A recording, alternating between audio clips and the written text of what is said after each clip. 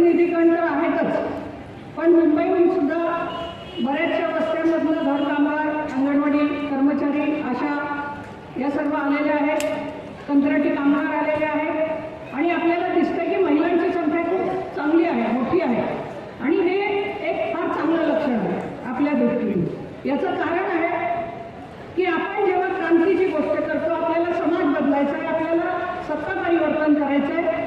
भगतसिंग यांनी म्हटलेलं होतं, कॉम्रेड भगतसिंग यांनी, की आपल्याला फक्त ब्रिटिश गोरे जाऊन तिथे काळे लोक फक्त आणायचे नाही आहेत, आपल्याला आमूल बदल करायचा आहे, आपल्याला समाजवाद आणायचा आहे, आपल्याला असा समाज आणायचा आहे ज्या समाजामध्ये कोणत्याही प्रकारचं शोषण असता कामा नये। आणि आपण बघितलं तर सर्वात जास्त शोषित आणि पीडित असं जर कोणी असेल, कोणी घटक असेल या देशामध्येच नाही तर या जगामध्ये, तर कामगार वर्गातल्या महिला, म्हणजे महिला कामगार, कामकाजी महिला या सर्वात जास्त शोषित आणि पीडित घटक आहेत। याचं कारण आहे त्यांच्यावरती अनेक प्रकारचे घातक परिणाम तर होतच असतात, घातक हल्ले होतच असतात।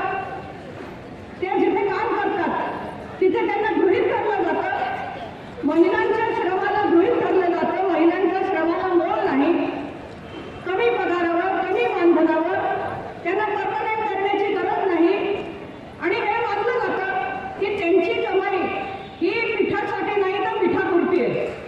म्हणजे फक्त कुटुंबाला हातभार लावणं किंवा पॉकेट मनीसाठी काम करणं हे महिलांचं काम आहे, असा भ्रामक समज समाजाने पसरवलेला आहे। आणि त्या समाजाने म्हणजे कोणी पसरवलेला आहे? अर्थातच मालक वर्गाने पसरवलेलं आहे त्यांच्या फायद्यासाठी, कारण समाजामधला फार मोठा भाग कामगार वर्गाचा आहे। कामगार वर्ग असं म्हणेल का की माझ्या पत्नीला अर्धा पगार मिळाला तरी चालेल? कधीच म्हणणार नाही, तो म्हणेल तिला पूर्ण पगार मिळाला पाहिजे, कारण शेवटी तो पगार त्यांच्या घरामध्ये येणार, त्यांच्या कुटुंबासाठी वापरला जाणार। त्यामुळे तो कधीच म्हणणार नाही, कामगार वर्गाचा पुरुष वर्ग हा कधीही म्हणणार नाही की माझ्या पत्नीचं किंवा माझ्या बहिणीचं किंवा आमच्या घरच्या महिलांचं शोषण झालं पाहिजे।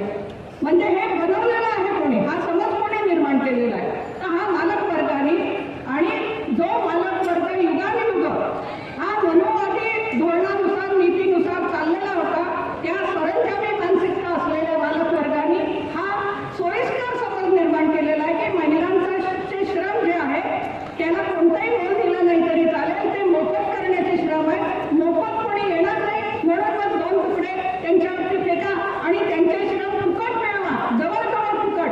कधी कधी तर मी असं बघितलेलं आहे की महिला काम टिकवण्यासाठी, जाण्या येण्यासाठी त्यांच्या पगाराच्या निम्म्यापेक्षा जास्त रक्कम ही त्यांच्या जाण्या येण्याच्या म्हणजे काम टिकवण्यासाठी त्या खर्च करतात। याचा अर्थ स्पष्ट आहे की त्यांना गरज आहे, आज त्यांना गरज आहे म्हणून त्या घराबाहेर पडतायत, त्या कमाई करतायत, त्या कष्ट करतायत, पण त्यांच्या श्रमाला मोल मिळत नाही।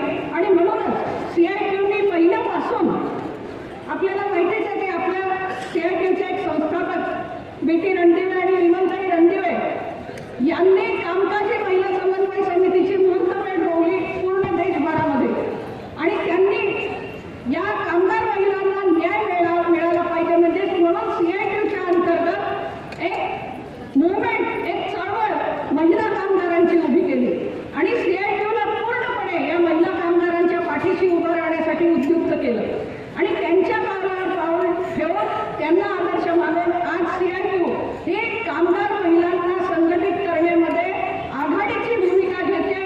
आपल्या मेंबरशिपमध्ये त्याचा आपल्याला माहितीच आहे, मेंबरशिप हा आरसा आहे आपल्या संघटनेचा, आपल्या धोरणांचा, आपल्या कामाचा। आपल्या मेंबरशिपमध्ये आज 53% सभासद या महिला कामगार आहेत आणि ही अतिशय अभिमानाची गोष्ट CITUसाठी आहे।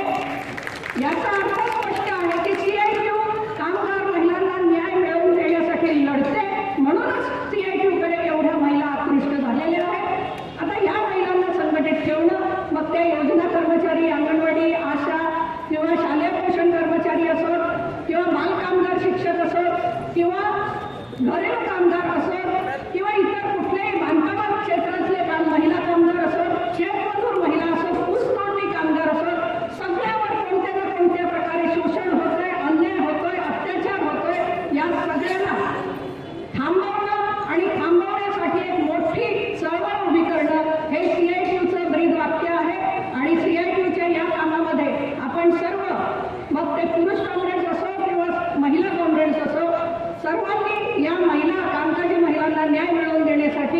मोठ्या धडाडीने पुढे आला पाहिजे आणि न्याय